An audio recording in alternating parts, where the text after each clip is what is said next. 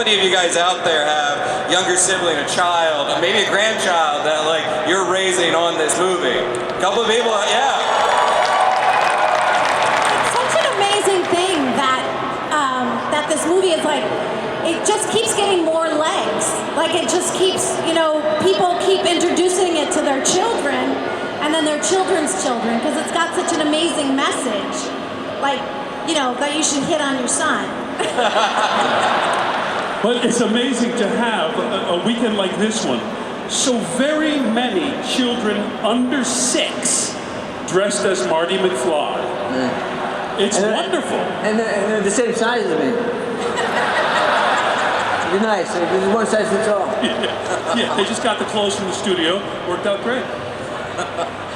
Yeah, and good point, because without Lorraine hitting on her future son, we would never have the Game of Thrones, you know? So... I know. They should put me in it, right? Yeah, I think so. I can talk in an accent, for sure. Well, back to your question, it was, when did you know? Yeah. And I don't think it occurs to you that's a classic for all time, but I mean, I remember the screening that happened in Hollywood for industry and everything, and people are usually a little relaxed, tepid in their response to things, and the applause the movie got just said, wait a minute, this is something different.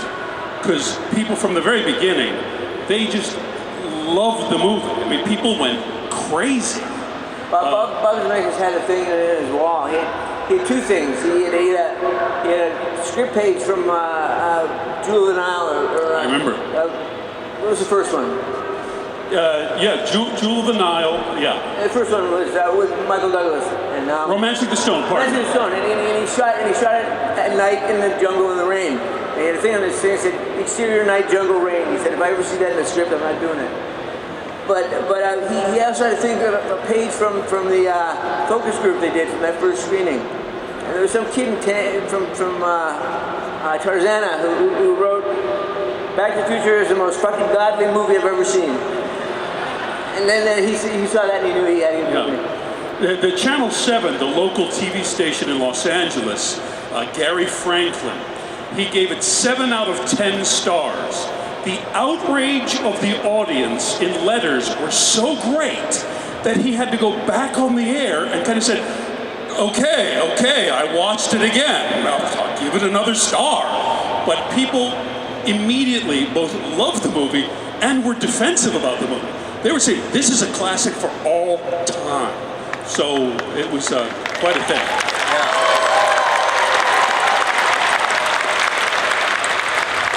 Well, I mean, Chris, from your perspective, obviously having such an amazing resume and being involved in so many franchises even, what would I would never have been done were it not for this film. It was, you know, it was kind of gave me a career, so to speak. Jim was pretty good. Jim on Taxi was pretty great. Yeah.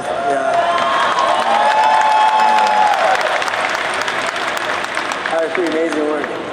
Did you, as an actor with already a long resume, when you saw the script, did you already see the magic on the page when you were first looking at this script? I did get that right off the bat. In fact, I declined, and I won't tell that story right now, but I sort of came to my senses, and it worked out. What is it about, 2018 that it seems like every week I'm seeing some other rumor about Back to the Future, and I mean, I know it's been debunked many times. There's not going to be a Back to the Future 4, but what is it about 2018 that just keeps the chatter going and keeps people like putting more word out there about Back to the Future? Because the conversation doesn't stop. Basically, I think America's saying, come on, they've wrecked every other franchise with bad sequels. Why not this one?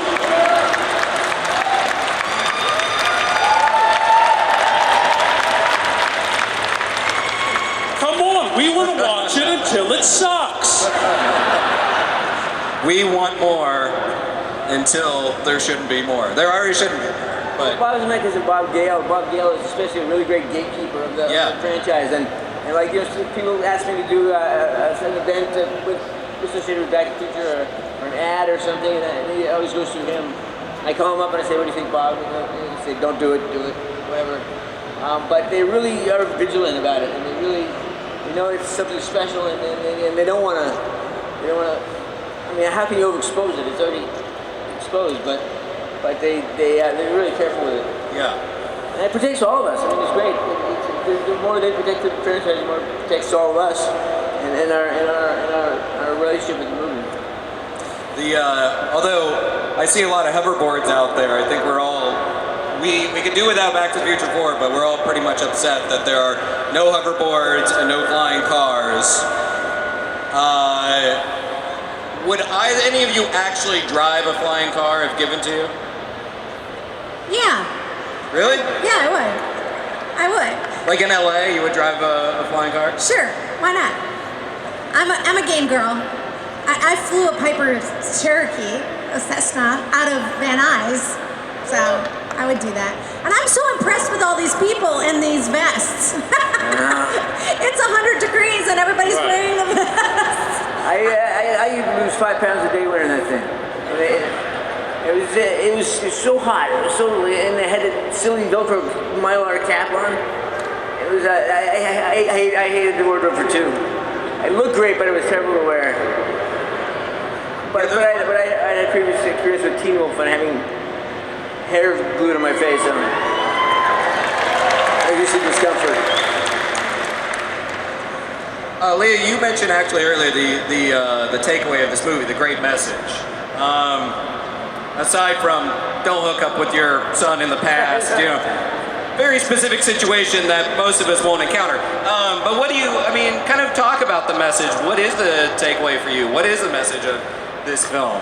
Well, I don't know. I think we all have different opinions about that, but I always thought that this movie was so powerful to show to your children because it's the idea that if you do the right thing, if you have the courage, if you stand up for yourself at the right moment of your life, you can change not only your future, but your children's future. And I think that's really important message, And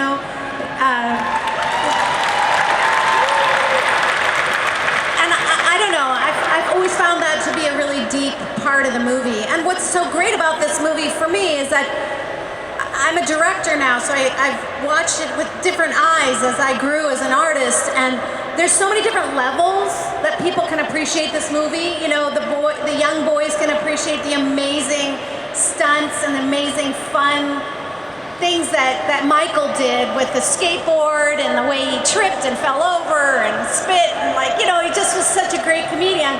And then, you can each level you can appreciate the movie on a different one. If you're a mother or a grandma or a father, you can appreciate this movie from different perspectives.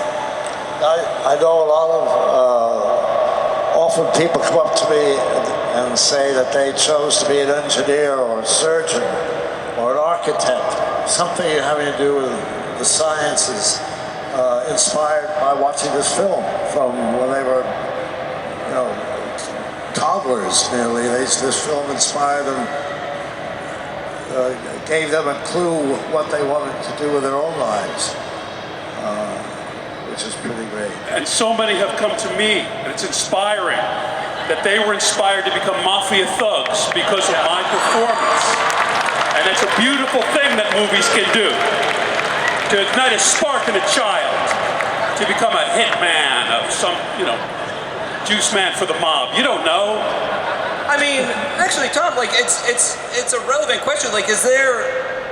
Was there ever any potential for redemption for Biff? Was there ever a chance, where this guy could have, Well, I'll tell you something.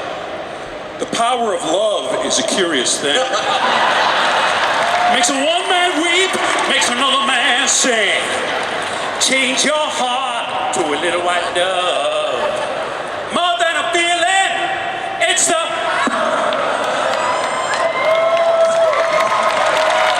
Don't take money! Don't sing any more of that. Don't need a credit card to ride that train. I I don't forget the rest of the words, or this place would go off. I don't know if there are. I mean, there are redemption for people like that, maybe in another movie. But since I was, I was bullied a lot. I was a small kid. I had asthma. I missed a lot of school. I was beaten up by bullies all through school. And then later, when I was a junior, senior in high school, I just grew to be big. But I was the arts kid. I played the tuba in the band. I was on the debating team. So I wanted to point that out, that it's wrong to bully people, and that they should lose, and that there's nothing redeeming about it. You know, in acting school, the acting teachers will say, you have to find yourself in the character. You have to find what's human about them.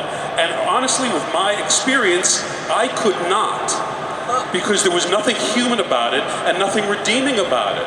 It's a bad person that needs to be punched in the face. And it happens in the movie. And, you know, that's the big... My mom sees the movie. And my mom, like your mom, expected me to play a handsome prince in the movies. Expected me to sing the lovely song to the young lady, or be wearing a tuxedo like Clark Gable, and I end up in this movie where I'm a horrible person. And I get punched by George McFly. I spin and fall on the ground, and my mom goes, yes, good. So, so he's unconscious, and that's good. Yeah. And he ends up to be a simpering, your new book's here, Mr. That thing. Yeah. That's... Well, Mike, did they talk to you? Because Marty obviously has some anger management issues. Like, there's some rage underneath the surface there. He didn't like to be called poultry. Yeah, well, where did that come from? Did Bob Gale talk about, was he called chicken a lot? Like, where did that kind of anger come from in that character? I don't know where it originated with him, but Bob Zemeckis and Bob Gale have such amazing minds. Like, to be on the set with them, especially Bob, because he's the director, you'll get into some situation and it'll be some things not working, some computer's not working, that makes this work, that makes that fall down, that makes this jump up, makes this fly away, and it won't work. And you know that it's like 2 in the morning, and you figure they're going to call it, and we'll go home, and he'll figure this out, we'll come back tomorrow and get it. No way, he'll sit there, and he'll work on that until he gets it. And then it's usually better than it was in the first place. And it's the same way with the elements of the characters. And I mean, they're so... Remind me of your question again. Well, it was just like, Marty does have that anger. Oh yeah. So they put this thing in me where they needed a hook and they did this chicken thing, and it was so funny. We started to have when I was talking to Needles, talking to Flea on the screen, and I said, "Don't call me Chicken Needles," and then it became Chicken Needles, and it just. They just walk into an idea, and even if it's dumb, it becomes brilliant over time because it just gets infused with everything else. Yeah. So the chicken thing, which made no sense to me at first, I loved when I saw the movie. I got it. I got this guy just didn't like to be. Marty has a relationship. His best friend is a 50-year-old scientist. I mean, Marty, something's up with Marty. Something strange with Marty in the first place. So, I mean, where did they meet? Yeah.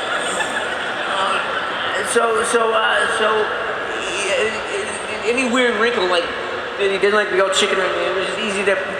Marty was a very flawed guy, in a way, for an ingenue.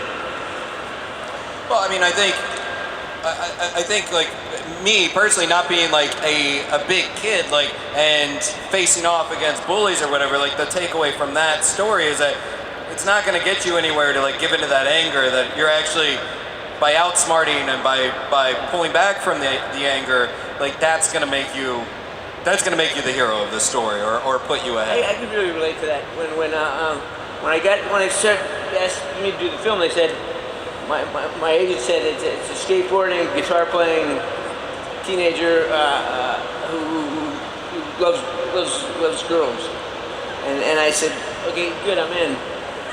And then what it really got after a while was that thing about bullying, about being a small guy that nobody understands and hooking up with this genius guy who nobody understands, and then just getting through a lot of really tough stuff. Yeah. And realizing when there are things you need to do that are important, that have value, you have to do them to whatever cost. You have to commit yourself to it totally, and then that's what you did. Yeah. And Chris, when you're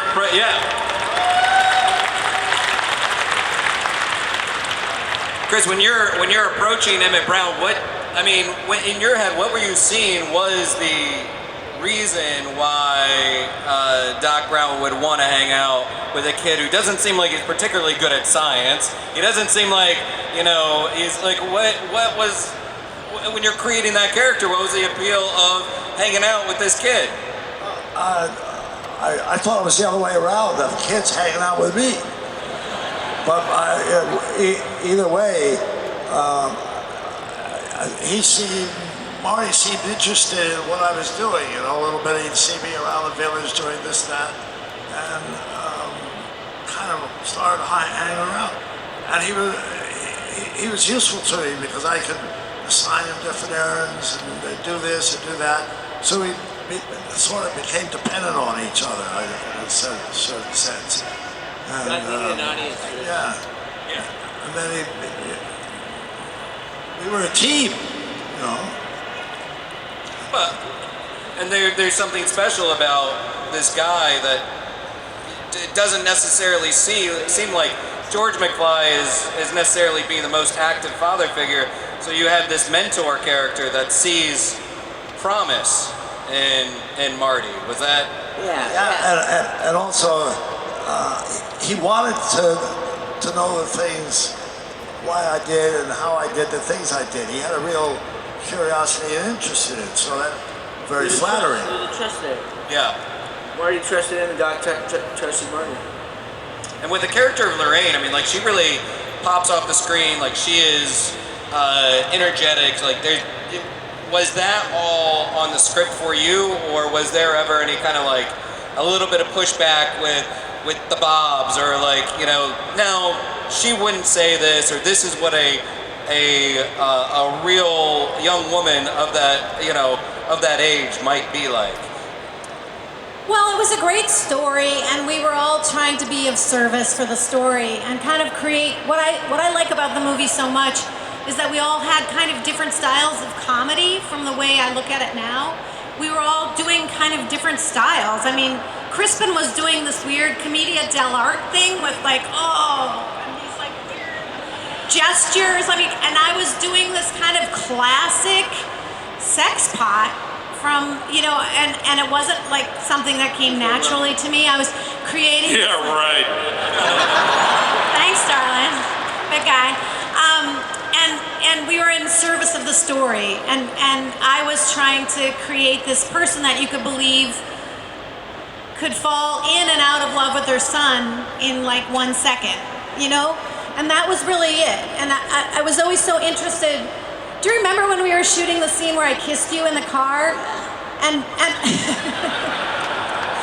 they were all so nervous that we could pull off this moment where I would be like, it's like kissing my brother. When I could just fall right out of love with him. So I was always I love the characters so much because they had so much riding on the acting. Not just the words, but our acting. And I think that, just like they were talking about their relationship, it didn't matter. You really didn't need to explain it. It was one of those things that you just, because of their camaraderie, because of their acting, you fell for it right away, and you didn't need to explain it. And that was one of the beautiful things about the script. And we all worked really hard. We all worked very hard. I think it's a part of its great success is if you look at the performances individually, everyone was making unusual choices. Everyone was doing a thing that was not vanilla. That was a real character. It just so happened with an excellent script and all these performances, they just interlock together perfectly, and that's what, in my opinion, makes for a classic for all time.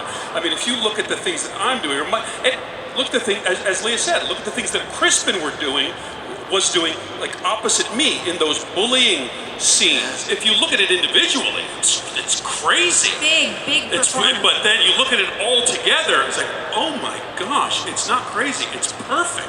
And I remember, Michael, you would work on those little moments when you kicked up when you slide across the car. You would work on them for a long time. It was precision. It was comedy precision. Watch the movie. It's like a Buster Keaton movie. It's physical. It unbelievable. really is. He goes across the hood of the car fast, and just with one hand catches the opposite side of the car, and it's like he's in the car. And it started. It's just brilliant. It was Physical incredible. comedy. You know how you do that stuff? It was like people ask me about doing stunts and stuff, and I said, you just do it. Like I can't. Like me walking down the street, I can't bowl, for example. But I did a movie about bowling, and I learned how to bowl, and I had to play the bowler, so I bowled, and I could make it spin and curve and do all that stuff. 2 weeks after the movie was over, I went bowling, and I just threw in the gutter every time. It didn't stay with me, but I can act it. I can act like I can do it. So when I do those things, I just be thinking about Mission Impossible, the TV show, not the movies. When I was a kid, Mission Impossible, or Mannix, or any of those, or Starsky and Hutch. And I just try to do that stuff. Yeah. But I used to, when I was a kid, my mom would send me to the store to get eggs or something, and the trip across the parking lot would be like a movie. It'd be like da da da da da da, making my way around the security guard at the mall. So it was a great opportunity for me to just throw everything into the pot.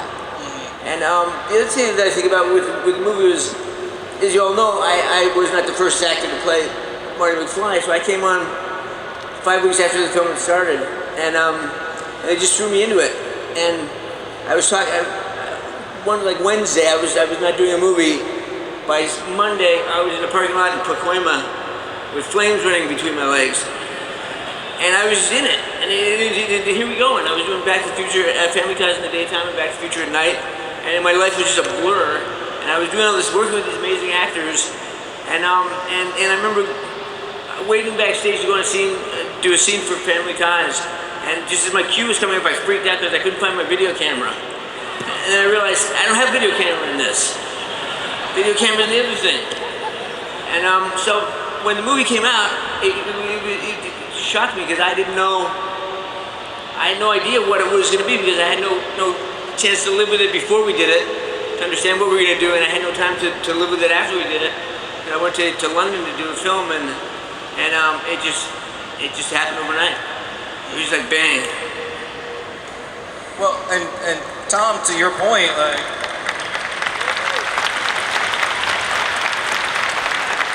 you say everybody started doing different things, and it all kind of clicked together. This amazing combination, and then you have to do it again. Come back for a sequel, and everybody has to like click together in that same way again.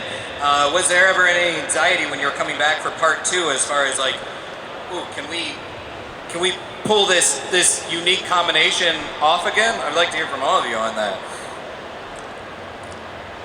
I was pretty tense about it because I was doing a lot of different, now it was exploding. Different ages, different characters, a gunslinger in the West, Griff, his own grandson, different, a paradox, right. this, all that stuff. So I was really freaked out. So I was watching the first movie to see what I did. I went to all kinds of things. I went to different colored highlighters so that I would know kind of color code, all the different biffs and various things. So I was sort of trying to keep up. You killed it. You killed it, man. You nailed every one of them. You did kill it. Killed it. So, but you're doing different characters, and all you have to do, all you have to work with is your own body. So it really was things I could do with my jaw. Mad Dog just has, he just like hangs his jaw down.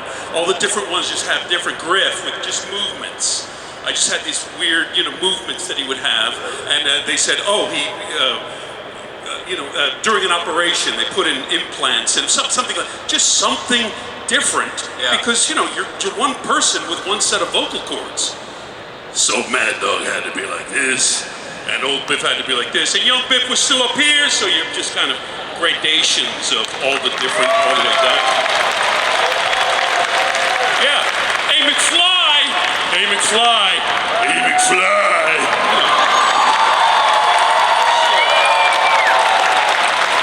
You know, that's now somebody's like ringtone. That's that exists now. Yeah. That's cool. How about you? Like when you're approaching that too. I think I was excited because I mean I love the idea of playing all these different characters, and I still on my reel I still have Lorraine McFly from Back to the Future 2 because no one will let me play that part, like that drunk diva broad. And so I still have her. You were the one who wanted me to have these things. No one will let me play that part. They still think I'm cute. I think I was really excited to get the team back together because it was so exciting. Yeah. I mean, it's funny to kind of take for granted, but this movie Back to the Future was #1 for the entire summer, except for 1 week. Yeah. Like, that doesn't happen anymore. And it was quite a spectacular ride. So I was excited, but I was sad that Crispin wasn't in the movie. Because it was hard for, it was hard to be Lorraine without George. I credit, and if we can, just credit Crispin a lot. To absolutely, utter, brilliant performance. Brilliant. Unbelievable. I auditioned with him first when they pair people up and they say, Tom, why don't you go off with Crispin and Bob go off with Ted? And we went off to behind a hedge at Universal and we do the scene together. Hey, McFly, you finished my homework? And he turned into, well, Beth, I just, and immediately I thought, well, I probably won't get this because it's a big movie, but if they don't hire him, they are out of their minds because he's fantastic. Yeah. I wasn't in movies. I was hoping I'd get cast as one of Biff's gang members, because I was on a very special Knight Rider. I was in the Kentucky Fried Chicken biscuit commercial, so I'd introduce biscuits. So you're welcome. Were you scared to do Back to the Future too? I was like dreading the first night I was called back, because they were going to reshoot part of the end of the first one when you go off, and I go, screaming and yelling along the street in glee and I thought I just never will get back there again, because they were reshooting that the first night. And they were doing the scene where I'm up on a ladder doing stuff, and me in another time zone down below handing me a pair of pliers or something. And I thought that, I just didn't know whether to get that through. That blew your mind? Huh? That blew your mind? It's pretty amazing stuff. Yeah, so, but the rest of it was okay. I said what was different. I had, go ahead. No. I usually try to memorize my lines, know my lines for the next week. So I'd spend a week getting a week from then memorized the week before I got to that day. And then there was an accident with the people who... Yes. Yeah. The clock tower. And suddenly for a while, every day was an unscheduled day, because they had to adjust the schedule. And I was going crazy because I didn't know what was going to be on the next day. And the next day was not expected the same schedule. So I just had to sit down and memorize the whole thing so I could go to sleep at night. Yeah. So it was all right. I mean, and you had a pretty busy schedule, and then you're coming back for the sequels. The sequels were tough. A lot of stuff happened during the first movie. My father passed away. My son was born. I moved to a new house. And there was just a lot of stuff going on. I was doing the last season of Family Ties. But that aside, what But what struck me about doing 2 and 3 and what the attitude was about it, after doing 1 with being such big successes, they didn't do that 2 and 3 thing. That we were the first to do that. Now they do the Marvel things and they're laid out for 8 movies. The fact that we were going to do 3 was really revolutionary. Yeah. And what we were taking into it, now we weren't coming into doing this movie and throwing our heart and soul into it and hoping it sticks. We knew this was a franchise. We knew there were big expectations. There were corporate mandates. There was the stuff up at the Black Tower. There was the first movie we made. Nobody bugged us. You know, they're making a time travel movie. Leave them alone. And so then we made 2 and 3 and a lot of expectations. And although they were hugely successful, people still quibble with them because they're not. Everybody loves Once Upon a Time and everybody loves Happily Ever After, but the stuff in the middle is tough to do, and I think we did it well. Yeah. But I wanted to say, I wanted to say one thing about these guys. Tom was amazing, and I loved working with him. And you talk about the physicality. The way you played your physicality against my physicality was great because you could crush me. But you made people able to suspend their disbelief and then think that I could hit you or I could stand up to you or I would you were just so always there. The light was always on when I looked into your eyes and I always felt fear. You were pretty good yourself. And Leah, I couldn't have done those scenes. Like I said, I was all scrambled for doing the show and waking up and getting out of bed in my underwear and that scene, of all the scenes we did together, that scene was the scene when I knew this was really magic. It was really something special. We had done a few scenes before that, and I had seen Leah working, and I knew she was great. But doing this scene with her was when I woke up to what a great opportunity I had to do some good work with some good people. And I just want to say about this guy. He talks about memorizing his lines. The thing that Chris did is that there's a thing in acting, what we call exposition, or carrying the pipe, like laying the pipe. Saying, you know, like in a movie like Back to the Future, there's all these rules. You gotta go here, 88 miles an hour, and somebody's got to tell you all those rules. And then normally when they tell you all those rules, it's really boring. And then they say, remember to be back by midnight or your head will fall off. And it's boring. But Chris, all Chris's stuff was exposition. He was telling you how it worked and what was going to happen. And we were as rapt by his performance as we were by the information. He just brought this blinding talent to the problem, and no one's done it that way since, and no one has done it that way before.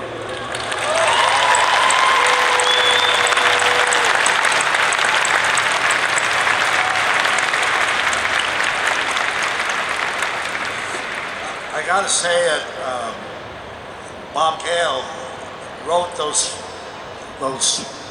wordy, endless, pseudo-scientific speeches so well that they were so actable. It wasn't just, it was exposition, but it was written in a way that just fit the mode of the character. And I know that a lot of what I got out of those speeches was the way Bob Gale wrote them. They wrote them to be done and acted, and they weren't just, I think I've made my point. Well, you know what they always say about a good musical is that, you know, you speak until you can't speak anymore and you have to sing. And that's how I felt like you did it. It was like he was so passionate about what he was saying that he had to get big and exciting. You know, you had to be passionate. It was really a remarkable experience. It took a lot of energy. I think Chris and I had a conversation as Chris and Mike until part 2. I mean, because you were always so locked in your shit and just doing your thing, and I don't think we ever had a conversation. I And we like each other. I mean, you say, how do you like Chris? I love Chris. It's great. I don't know him. I haven't met him yet. But I know Doc. Doc is great. And it's really nice because I say that because we've developed a friendship over the years, and it's really separate and apart from the movies. And I was happy just knowing Doc, but knowing Doc and Chris is double duty. That's amazing. That's awesome.